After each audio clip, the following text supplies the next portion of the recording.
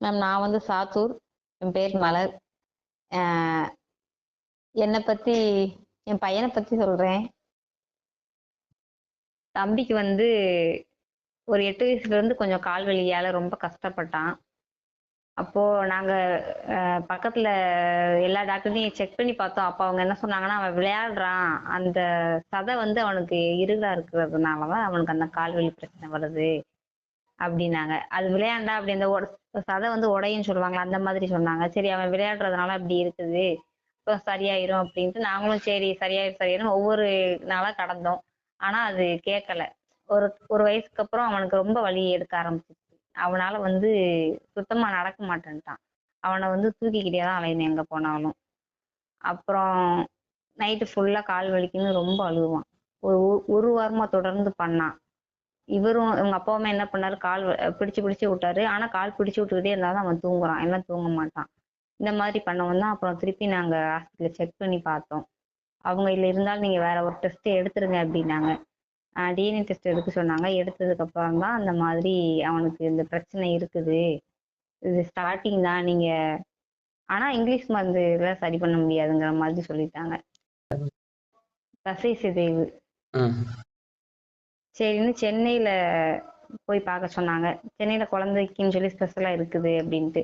அங்க கூட்டிட்டு போய் காட்டினப்ப என்ன சொன்னாங்க, நீங்க வாங்க நாங்க சரி பண்றோம் அப்படின்னு சொல்லல, பாக்குறோம், நீங்க கூட்டிட்டு வாங்க பார்க்கலாம் அப்படின்னு தான் சொன்னாங்க. சரி பண்ணி கொடுக்குறோம் அப்படின்னு எதுவுமே அவங்க சொல்லல. அப்பதான் வந்து நாங்க இங்க மதுரையில வந்து பிரச்சனை இப்பதான் ஸ்டார்ட் ஆயிருக்குது, தசை சிதைவு.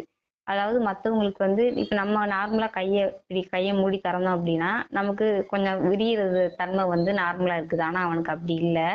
கையை மூடி இப்படி விரிச்சான் அப்படின்னா அந்த விரிக்கும் போது அந்த அந்த தன்மை வந்து அவனுக்கு கொஞ்சம் வந்து ஸ்லோவா இருக்குது, அந்த மாதிரி சொன்னாங்க. அதே மாதிரி அவனோட கால்ல இருக்கிற அந்த சதை வந்து இருகலா இருக்கும். அவன் தொட்டாலே வந்து அழுவான், தொட விட மாட்டான். அந்த மாதிரி பண்ணா அவங்க என்ன சொன்னாங்கன்னா, இதுக்கு பா சரி பண்ணி கொடுக்குறோங்கிற மாதிரி எதுவுமே சொல்லலை. பார்க்கலாம், இன்னொரு குழந்தை கூட நீங்க பெத்துக்க முடியாது அப்படிங்கிற மாதிரி தான் சொன்னாங்க. ஏன்னா இவனுக்கு இருக்கிறது அடுத்து இன்னொரு குழந்தை பெற்றாலுமே வரும் அப்படிங்கிற மாதிரி சொன்னாங்க. மத்தபடி இந்த எழுதுறது படிக்கிறது, அவன் கொஞ்சம் நார்மலா நடக்கிறது, வயசு அடுத்து கூட கூட இவனுக்கு பிரச்சனை கூடும் அப்படிங்கிற மாதிரி சொன்னாங்க. அப்பதான் எங்களுக்கு என்ன செய்யன்னு தெரியல, ரொம்ப கஷ்டமாயிடுச்சு. யாருக்கிட்ட கேட்டு இதை சரி பண்ண முடியும் அப்படிங்கிறது தெரியல. ஏன்னா அவங்க கிட்ட எல்லா வகையிலும் கேட்டு பார்த்தோம். அவங்க கரெக்டா எங்களுக்கு எதுவும் தீர்வு கொடுக்கல.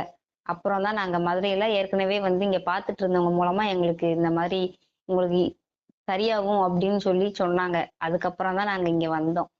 இங்க வந்து இப்ப ஒரு வருஷம் ஆகுது. ஃபர்ஸ்ட் நாங்க வந்த நிலைமை வந்து ரொம்ப மோசமா இருந்தது. ரொம்ப பயம், எப்படி இந்த பையனை நாங்க அடுத்து சரி பண்ண போறோம், இவன் எப்படி பழைய மாதிரி ஆவான். ஏன்னா 8 வயசு வரைக்கும் நல்லா இருந்த பையன், நார்மலா இருந்த பையன், எந்த பிரச்சனையும் இல்லை. இவனுக்கு இப்படி ஒரு பிரச்சனை திடீர்னு சொல்லும் போது அது ஏத்துக்க முடியல எங்களால. பழையபடி இவனை சரி பண்ணணும் அப்படிங்கிற ஒரு மனநிலை தான் இருந்தது. இது எப்படி சரி பண்ண, எங்க போக அப்படிங்கிற ஒரு பயத்தோட தான் இருக்கும். அப்பதான் எங்களுக்கு அஹ் எங்களுக்கு தெரிஞ்சவங்க ஒருத்தர் மூலமா வந்தோம். அவங்க ஏற்கனவே வந்து ட்ரீட்மெண்ட் எடுத்துட்டு இருந்தாங்க. அவங்க நல்ல ரிசல்ட் இருக்கு, தீர்வு கிடைக்குதுன்னு சொன்னாங்க. அப்புறம் நாங்க இங்க வந்து சரி பண்ணிடலாம் அப்படின்னு ஒரு நம்பிக்கையோட தான் வந்தோம். அதே மாதிரி ஆஹ் நான் கன்சீவா இருந்த டயத்துல இருந்து அவன் எப்படி உள்ள இருந்தான் எல்லாமே வந்து கேட்டாங்க.